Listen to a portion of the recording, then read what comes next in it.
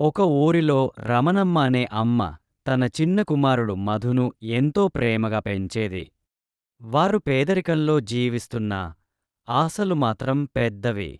రమణమ్మ ఇంట్లో ఉన్న పాతకుట్టు మిషన్ ద్వారానే కుటుంబం నెట్టుకొస్తోంది. ఆ మిషన్తో బట్టలు కుట్టి డబ్బు సంపాదించేది.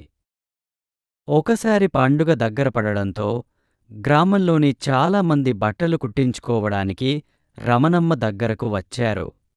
కాని అప్పుడు మిషన్ ఒక్కసారిగా కదలడం ఆపేసింది. ఆ సమయంలో చిన్న మధు దగ్గరే కూర్చుని గమనిస్తున్నాడు. అతడు కేవలం 10 సంవత్సరాల వయసున్నా చాలా జిజ్ఞాస కలిగినవాడు. అతను ముందుకు వచ్చి, అమ్మా, నువ్వు ఆందోళన పడకు. మిషన్ కాలం గడిచే కొద్దీ మధు తన తెలివి, ఆసక్తితో మంచి ఇంజనీర్గా ఎదిగాడు. చిన్నప్పుడే మిషన్ కుట్టడం అతనికి మార్గం చూపింది.